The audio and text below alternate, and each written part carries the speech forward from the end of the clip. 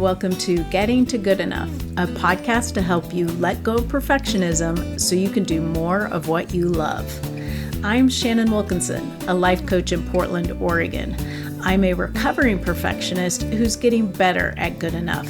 And I'm Janine Adams, a certified professional organizer in St. Louis, Missouri, and I'm lucky enough to be naturally good at good enough. And today we're talking about reading and how perfectionism can impede your enjoyment.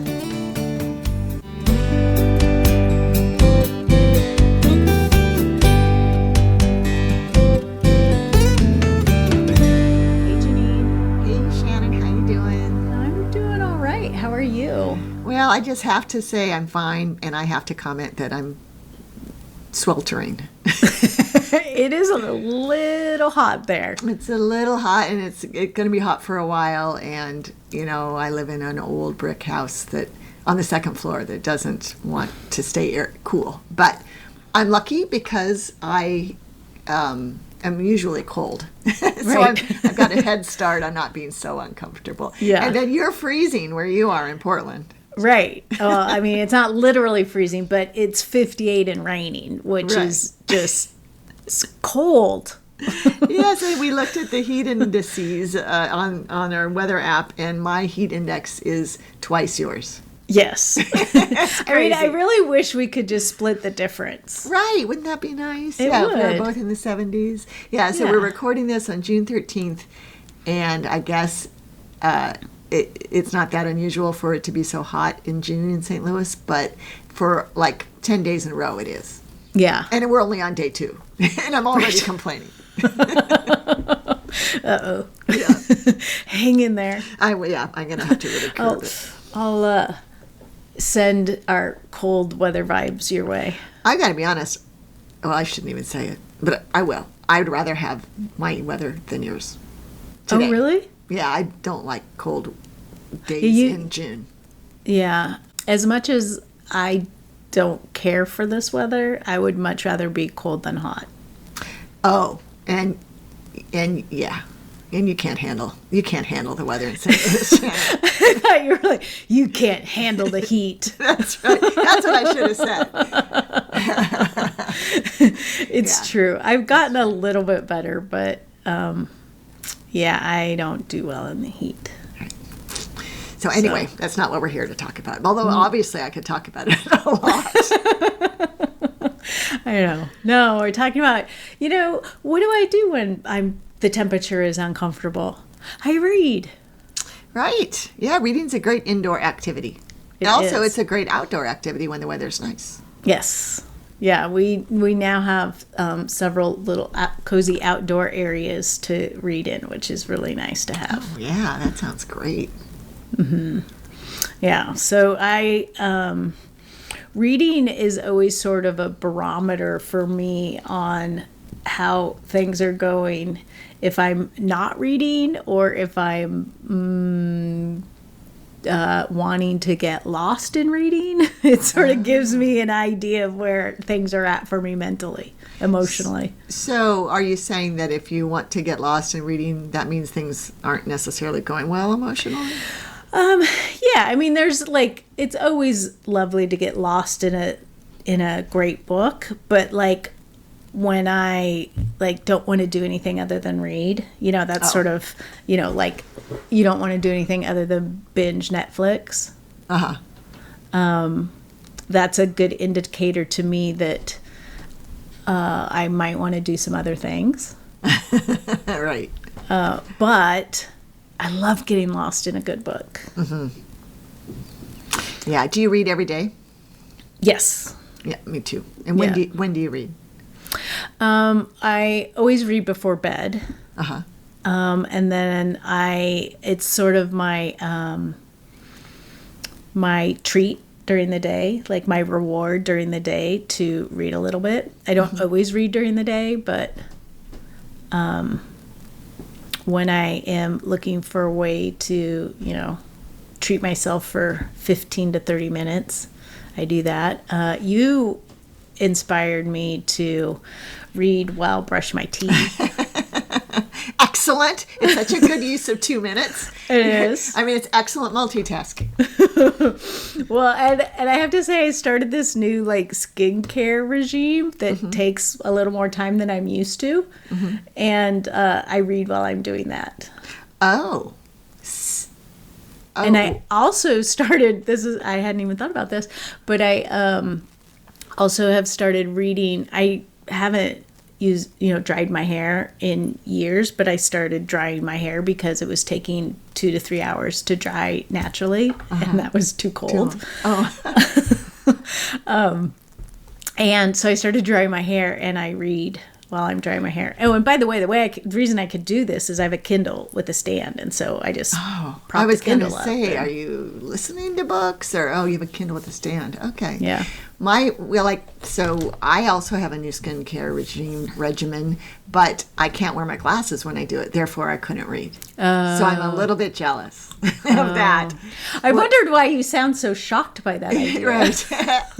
Well, partly I was thinking, how much time is this taking? But my happy point is when I get almost all my books from the library, and when I have the audio and Kindle versions of the same book. I love that. Yeah, and I don't like to buy the books. So when you buy them on Amazon and Audible, they sync for you, which is amazing. But even so, with the library version, I try to always end a chapter. Yeah, stop at the end of a chapter so I can keep going, and that's just the greatest. And when I do that, then I can plow through things, because I'll listen to the book while I'm walking Bix, or while I'm emptying the dishwasher. I do that too. I listened to almost a whole book over the weekend doing all my household chores. Nice. Doing laundry and cleaning things up around the house and stuff, and I enjoy that. And I also, if I have to run errands in the car, I'll listen to a book a lot of the times too. Yeah, and then I like to read on my Kindle when I brush my teeth, because it's hard to listen while I brush my teeth because of the electric toothbrush. Yeah. And when I'm eating breakfast, and when I'm eating lunch. But I don't take 15 to 30 minutes, although I should. I deserve a 30-minute lunch break. I don't usually get one. My boss is so mean. But what a mean boss. I know. I think it's required by law. Oh. Uh-oh. And then, of course, reading in bed. And now that we have the fancy Sleep Number bed that tilts your back up, the Craftmatic adjustable bed, right. It's the greatest. There's Grandma and Grandpa, Barry and Janine reading. And then do you clap for the light to go off? No, I put down my book. The light's not on because I have a Kindle. Right. But I put down my book, and then I put on, and I adjust the bed, and then I put on my CPAP. Because I can't read with the CPAP on, because I can't have my glasses on. Oh my goodness. Well, that's like a whole system you have going there. That's right. Mm-hmm. Barry will say that I fall asleep all the time before I do all those things, but I'm sure he's wrong. Yeah. But that is, I have to say, that's one of the wonderful things about reading on a Kindle, is not having a light on. Yeah. That was life-changing. Yeah. It really is. It really was. Yeah. I love my Kindle so much. So how do you think perfectionism plays into enjoying reading? Well, I think that people can get perfectionistic about when and how they read. And I think we just gave dozens of examples of how you can fit reading in without really meaning to. Yeah.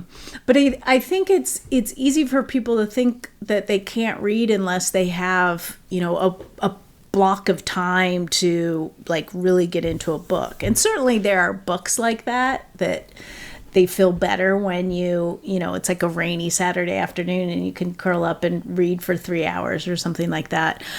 But I think it's also great to remember that just reading in little snippets throughout the day can be really enjoyable. I like it because then I'm thinking about it all the time. Right. Yes. Yeah. You got your friends with you. Yes. Because we're talking mostly about fiction, right? I am mostly Yes. am reading fiction. Yeah. Yes, I am mostly reading fiction.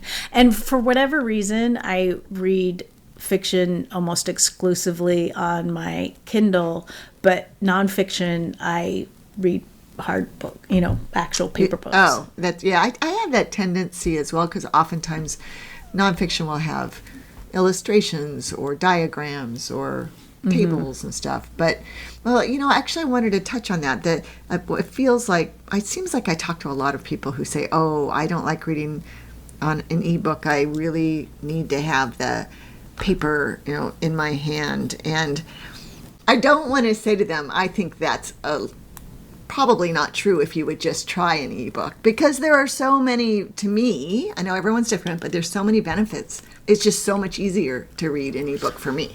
Yeah, and I don't know if you remember, I was resistant to ebooks for a long time, and then I was forced to to read ebooks if I wanted to read, because after a car accident, I couldn't actually physically hold a book. I got nerve damage in my ulnar nerves, where that's what you hit when you hit your funny bone. And so I couldn't hold my arms, like I couldn't hold up the weight of a book and hold my arms in that position for any length of time. And if I wanted to keep reading, I had to figure something out. And for a while, I was reading books with a pillow on my lap, so I wasn't having to hold it. But that wasn't very comfortable for very long. Like, I couldn't read in bed, which was so sad to me. But then I discovered with my Kindle, it's so natural to me, but it's so strange to everyone I tell about it. So that's why I'm laughing. But I read laying on my side with my Kindle on its side. So, so I'm looking at the Kindle and it looks like it's, the direction it should be, except for we're both on our sides. Right. Oh, that's funny. Yeah. Yeah. So it was you were forced into it, yet you actually like it, right? Now that I'm assuming you could hold a book if you wanted to now. Yeah, and I have, like I said, I read nonfiction books in paper form, but the flexibility of a Kindle, I just can't let it go. And I do, I like a book and I like the pages, and I miss being able to sort of flip through the pages. But that's pretty much the only thing I miss. And everything else about the Kindle is so wonderful. I can let go of that other stuff. Right. I feel as though reading on a Kindle is allowing me to get so much more reading done than when I was reading paper books. For example, today after I had a meeting, and afterward I stopped at Mod Pizza for a salad, and I didn't have my Kindle with me, but it syncs with my phone, so I was able to keep reading my novel while I had lunch today, which was delightful. And I guess I've been reading on a Kindle for about 10 years. So let's say 11 years ago, I wouldn't have had my book with me, and that would have been sad. So there are so many advantages. I urge people who are sticking to the book because they feel that's better, to just give it a try if they can, even if it's just on their phone, which isn't as great as a Kindle Paperwhite, if you ask me. But it really is. I'm very grateful for the technology. Yeah, and for people who don't know, the Kindle Paperwhite does not. It's not the same as reading on a screen like your phone or an iPad or anything. It's matte. It looks like, depending on how you have it, the settings, it can look just like a page, like a printed page. And it doesn't have glare, right? Like a screen does, like a iPad. Yeah. And it's light. Yes. Lightweight. Yeah. Yep. So I think that's one way to get around an impediment of enjoying reading, is figuring out how you can make it easy and accessible for you. And the other thing is finding something you want to read.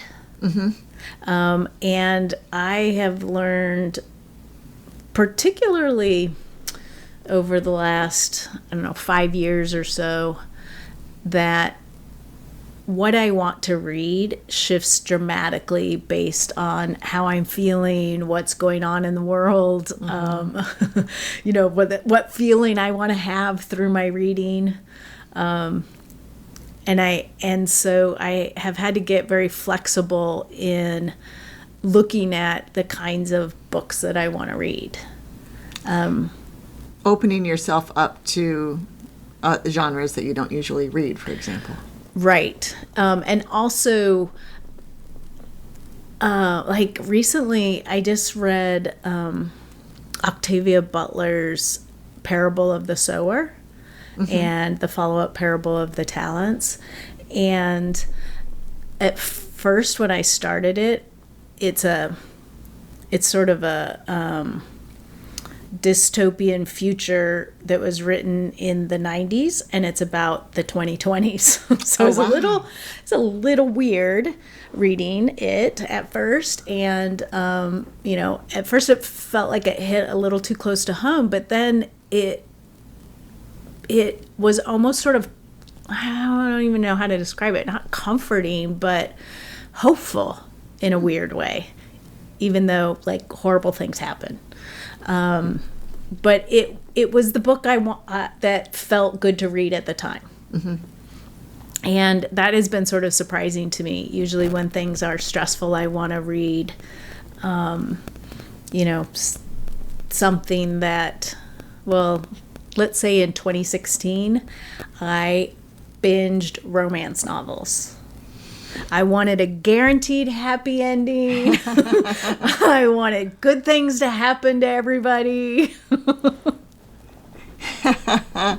Interesting. And now you're reading dystopian, futuristic novels that happen to be set in the current time. Right. Wow. Yeah, and I've been reading a lot of like suspense and thrillers and psychological suspense, and we'll have to compare some notes because I do love a good suspense novel.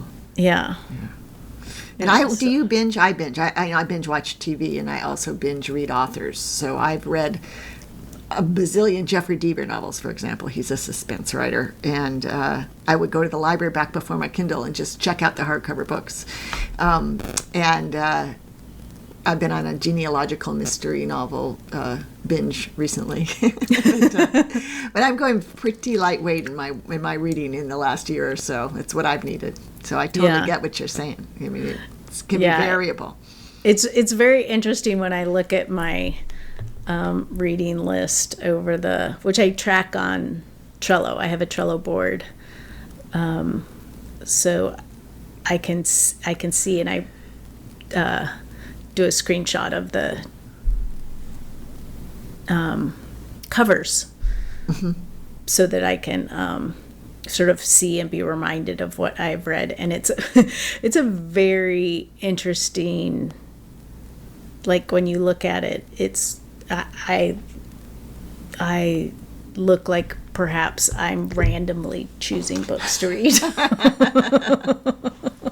Well, that's excellent. That means you're getting all sorts of new informations and perspectives and stuff. Yeah.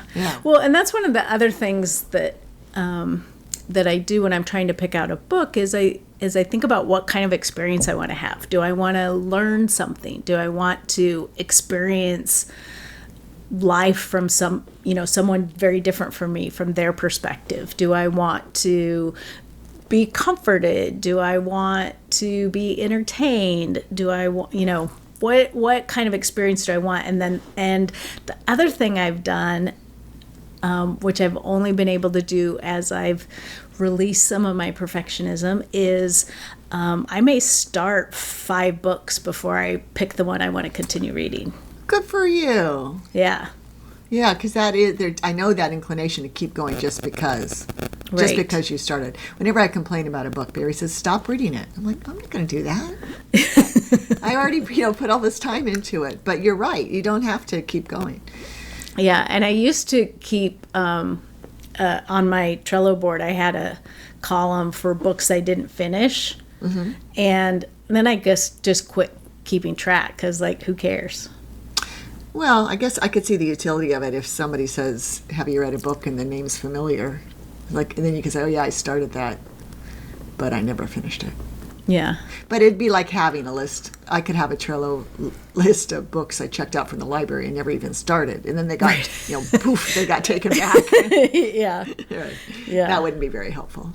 Yeah. Well, and that's the other thing to point out. I too get almost all my fiction from the library, and the Libby app has, the combination of the Libby app with Kindle has made that so easy. It's so easy. It's the greatest. Yeah. So, if budget or getting to the library are issues that keep you from reading, consider an e-reader or your phone or an iPad or something and using Libby in your local library. I mean, I love supporting the library anyway, but, I used to have a pretty big budget line for books, and now I have virtually nothing. Right. Yeah. It's amazing that with the Libby app, if you just hear mention of a book, you can, in literally less than a minute, put it on hold at the library or check it out. Right. On your phone. Boom, Yep. it's done. Yeah. It's the greatest. You were the one who turned me on to it because I was using my library's websites, and I have 2 libraries I get to be a part of, and it's all there on Libby. It's the greatest. Yeah, it's so nice. It's so nice. So I think there's a lot of ways that perfectionism can sneak in there without even realizing it. And so, if you used to be a reader or you want to be a reader and you aren't reading as much as you want, start asking yourself the questions. What's keeping you from reading? Right. Maybe you can snatch some little pockets of time, like while you're brushing your teeth. Yeah. And who, someday I want to just read a book only when I'm brushing my teeth and see how long it takes. Did you know that the Kindle app on your phone tracks that stuff? Like, it tracks all kinds of things, all kinds of statistics. Yeah. I'll check that out. Yeah, it's kind of fun. You can see, like, how long it took you and, what the average reading time is for a book. And I never think about looking at the Kindle app. It's just every so often I'm on there because I don't have my Kindle. Right. And I'll be like, oh, what is this? That's interesting. Well, I've never noticed that. I will definitely check it out. Yeah. Well, and the one last thing I want to think about or to talk about is that I can't remember where I heard it or read it, but someone recently said that they were asked about hobbies, and they said that reading was a hobby. And I don't really think about my reading as a hobby, but somehow when I do, I feel like it's easier to give it value and time and space. Like, do you know what I mean? Yeah. I mean, we have hobbies that we allow ourselves to spend time on, and somehow reading gets relegated to guilty pleasure somehow. Yeah, right, exactly. Yeah. When it's really just, it's a hugely important part of my life. Yes. Yeah. Yeah. I mean, I remember when I realized, like, oh my God, kids my age can read? I want to do that. That kid Noah reading the book about elephants sitting on Mrs. Bayard's lap. Oh, that sounds like a very specific memory. Oh yeah, it's very specific. It's very specific. And I still have my first library card. Oh, wow. Yeah. Well, gosh, that's kind of cool. Yeah. But reading has always been a big part of my life, and so I love helping people figure out how to have more of it in their life if they want that. Yeah, that's wonderful. Yeah. So we would love to hear from you, our listeners. Are you a big fan of reading? Does perfectionism ever get in your way? You can let us know on Facebook or Instagram at Getting to Good Enough, on Twitter at GTG Enough. You can head over to the website gettingtogoodenough.com and comment on the show notes, or you can call 413-424-GTGE, that's 4843, and leave us a voice message. Until next time, this is Shannon Wilkinson in Portland, Oregon. And Janine Adams in St. Louis, Missouri. And we hope that good enough is getting easier for you.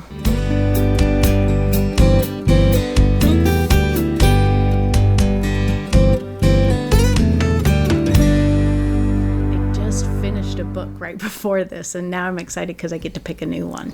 Oh, enjoy. Thank you.